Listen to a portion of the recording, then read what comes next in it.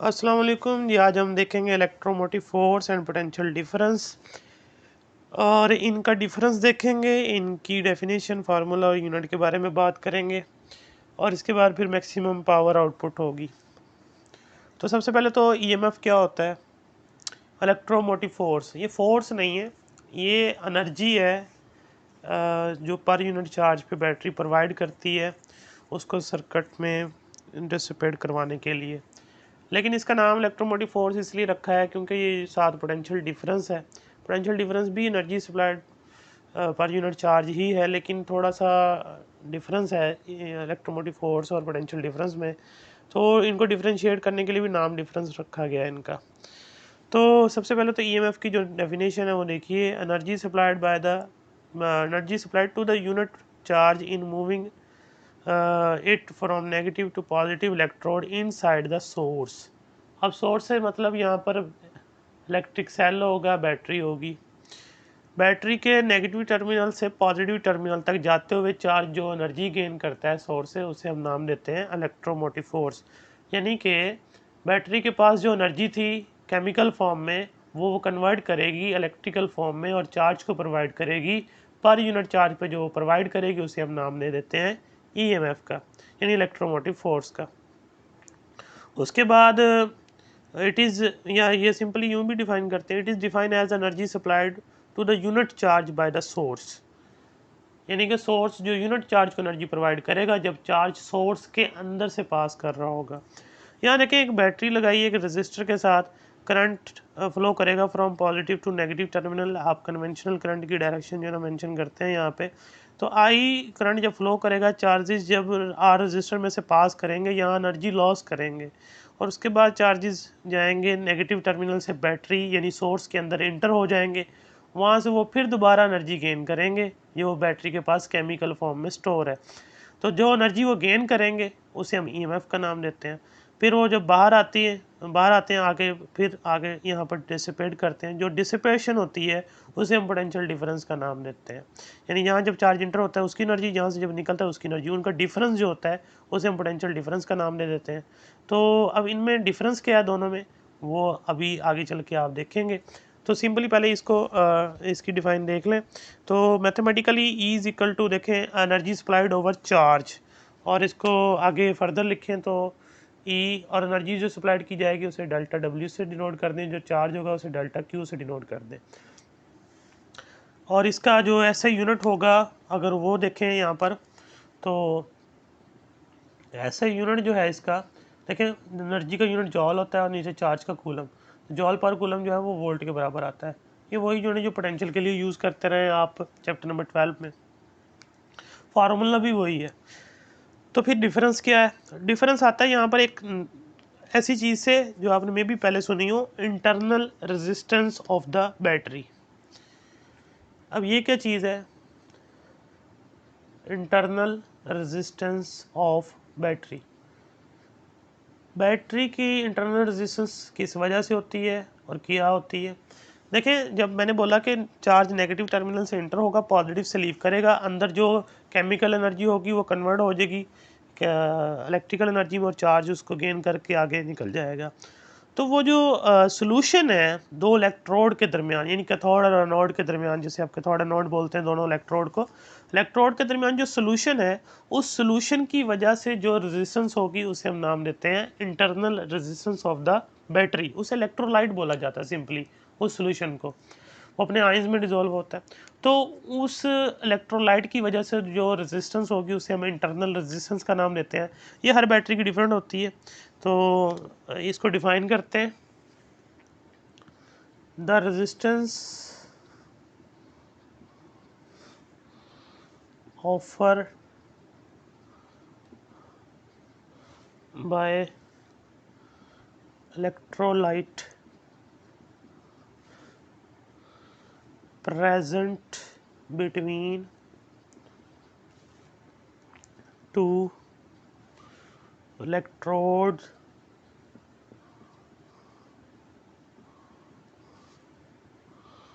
of a cell और battery कह लें, to the flow of ions in flow of ions is called internal resistance of cell. It is denoted by R, small r से denote करते हैं इसको। तो ये इलेक्ट्रोड्स के दरमियान जो इलेक्ट्रोलाइट होता है उसकी प्रेजेंस की वजह से जो रेजिस्टेंस होगी उसे हम नाम देंगे इंटरनल रेजिस्टेंस का। सिंबॉलिकली इसको ऐसे डिनोट किया जाता है, जैसे ये बैटरी का सिंबल है उसके साथ आप एक रेजिस्टेंस जो अटैच करके एक सर्कल लगा देते हैं ऐसे। तो ये बैटरी ईएमएफ और ये उसका इंटरनल रेजिस्टेंस इस तरह से सिंबॉलिकली डिनोट किया जाता है। अब असल में होता क्या है, अब जो बैटरी एनर्जी प्रोवाइड करती है चार्ज को, जब चार्ज नेगेटिव टर्मिनल से एंटर होता है और पॉजिटिव से लीव करता है तो चार्ज अपनी थोड़ी सी एनर्जी जो है ना इस इंटरनल रेजिस्टेंस के क्रॉस जो है ना ड्रॉप कर देता है, और बाकी जो बचती है वो सर्किट में कैरी करता है from positive terminal to the circuit या जो भी डिवाइस होगी उस पर। वहाँ जाकर जो एनर्जी ड्रॉप करेगा और फिर निकलेगा तो उसे हम पोटेंशियल डिफरेंस का नाम देते हैं। ठीक है जी, यानी जैसे ही वो नेगेटिव टर्मिनल से एंटर हुआ उसने एनर्जी गेन की, लेकिन वो जो इलेक्ट्रोलाइट है उसकी वजह से जो इंटरनल रेजिस्टेंस है उस पर वो थोड़ी एनर्जी डिसिपेट करवा देगा, लॉस कर देगा, फिर पॉजिटिव टर्मिनल से वो लीव करेगा और आके सर्किट में अपनी एनर्जी जो बाकी बचेगी उसके पास वो डिसिपेट करवाएगा। सर्किट में जो डिसिपेट करवाएगा उसे हम नाम देते हैं पोटेंशियल डिफरेंस का। यानी चार्ज जो एनर्जी लेके यहाँ पहुँचा, यहाँ उसने ड्रॉप की, यहाँ से निकला, जो एनर्जी उसके बाद बच गई, उन दोनों का डिफरेंस जो है उसे हम पोटेंशियल डिफरेंस कहते हैं। तो अब में भी आपको कुछ समझ आई हो इलेक्ट्रोमोटिव फोर्स और पोटेंशियल डिफरेंस में। इलेक्ट्रोमोटिव फोर्स टोटल एनर्जी है जो बैटरी प्रोवाइड करती है चार्ज को, लेकिन पोटेंशियल डिफरेंस समझ लें वो मेजर ऑफ एनर्जी है जो सर्किट के अंदर डिसिपेट होती है जब charge positive to negative terminal travel करता है। ठीक है जी, तो अब हम मज़ीद इस पे टर्मिनल पोटेंशियल डिफरेंस पे बात करते हैं, वो देखें आप जी। तो जो पोटेंशियल डिफरेंस है उसे हम नाम देंगे टर्मिनल पोटेंशियल डिफरेंस का, क्योंकि वो जो सर्किट होता है उसके टर्मिनल के क्रॉस जो पोटेंशियल डिफरेंस आता है उस वजह से उसे टर्मिनल पोटेंशियल डिफरेंस कहते हैं। अब यहाँ पर देखें एक बैटरी लगा दी गई, अब बैटरी के साथ हमने इंटरनल रेजिस्टेंस भी शो की है और पैरेलल हमने एक वोल्टमीटर लगा दिया जो कि पोटेंशियल डिफरेंस मेजर करेगा, एक स्विच और साथ में एक लोड रेजिस्टेंस लगा दी। ये एरो का मतलब ये है कि ये रेजिस्टेंस वेरिएबल है, मींस वेरिएबल रेजिस्टेंस से मतलब ये कि रेजिस्टेंस की वैल्यू बढ़ा भी सकते हैं और कम भी कर सकते हैं। अब इस सर्किट में जो करंट फ्लो करेगा उसको हम अकॉर्डिंग टू ओहम लॉ लिखेंगे।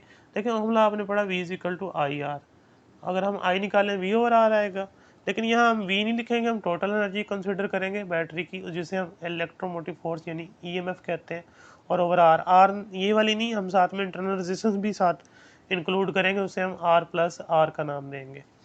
ठीक है जी, अब यहाँ से आप E अगर निकालें तो आपको E जो मिलेगा वो इस तरह से मिलेगा कि जो R+R है वो I के साथ मल्टीप्लाई हो जाएगा, तो I × R और plus I × small r।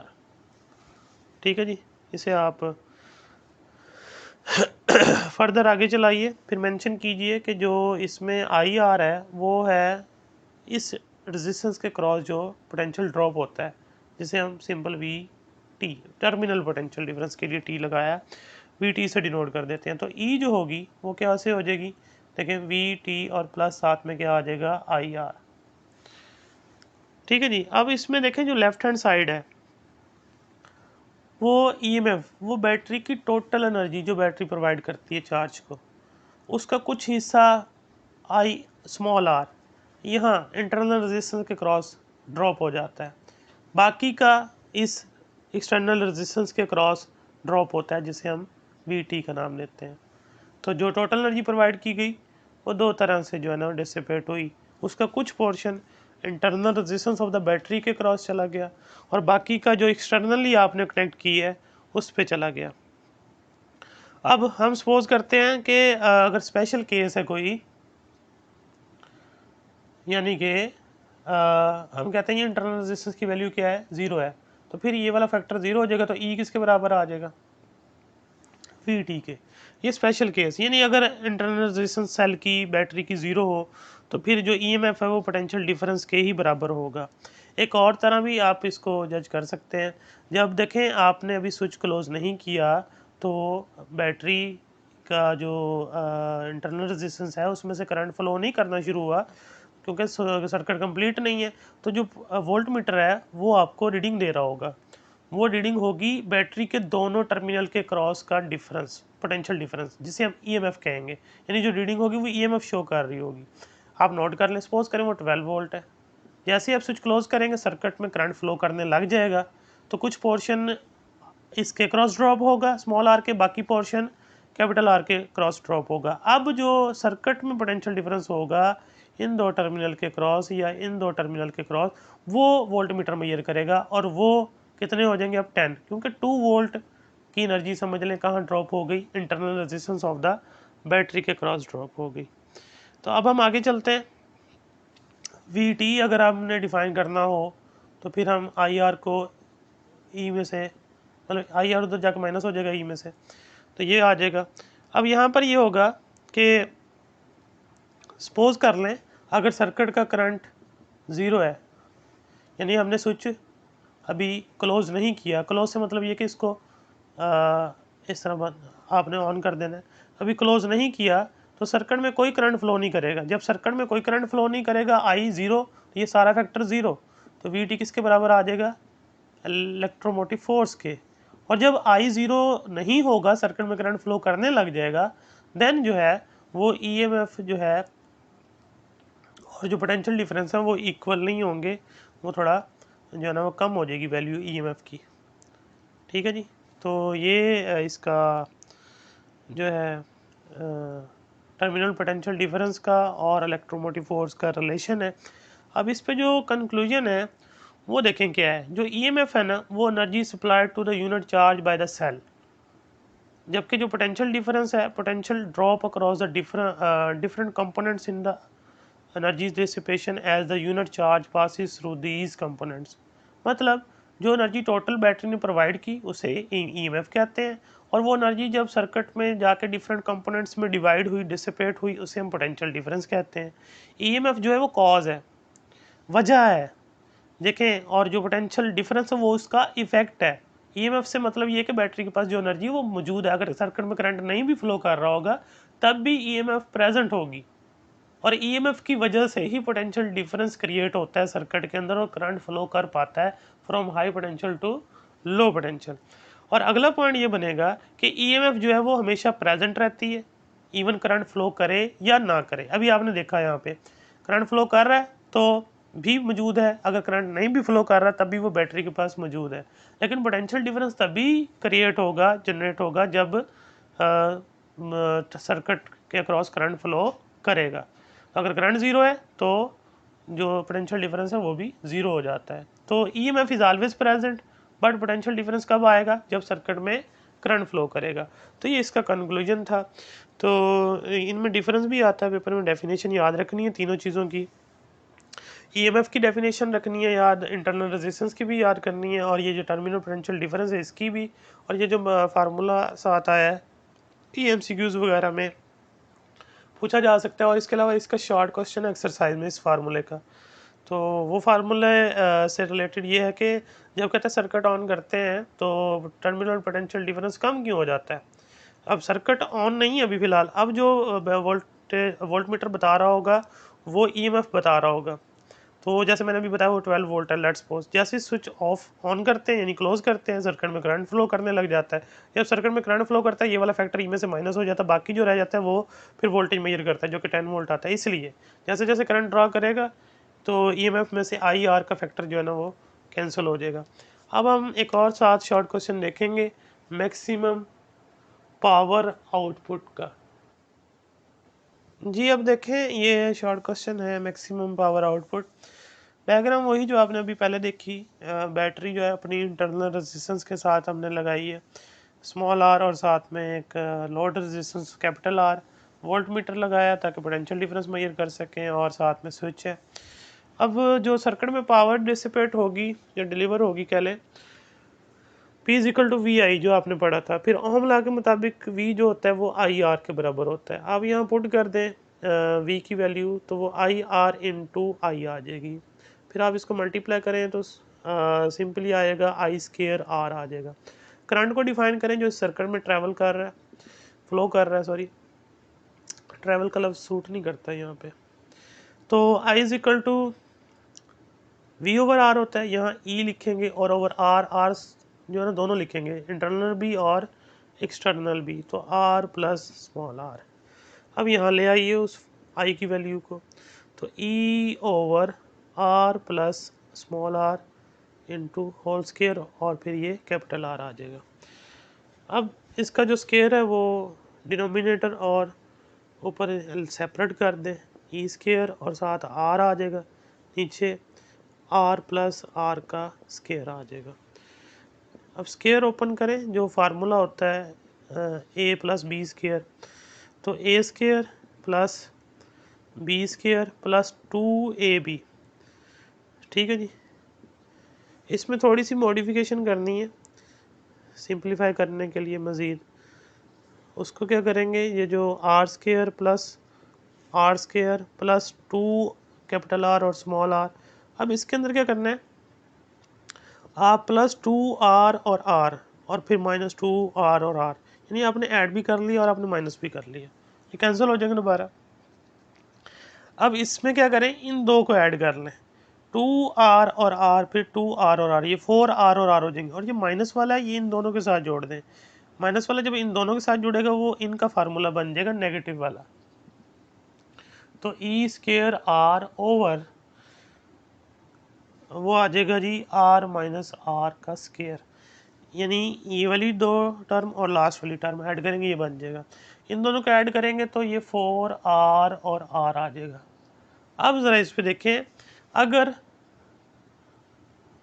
Internal और एक्सटर्नल बराबर हो दोनों रेजिस्टेंस, डिनोमिनेटर जो है ना वो मिनिमम हो जाएगा, क्योंकि ये वाला फैक्टर बिल्कुल क्या हो जाएगा, ज़ीरो, तो R माइनस R जो है वो ज़ीरो हो जाएगा यहाँ पे। तो बाकी जो पावर रह जाएगी वो मैक्सिमम डिलीवर हो पाएगी सर्किट में E square R over 4R और R। तो मैक्सिमम ये output power deliver to the load resistance.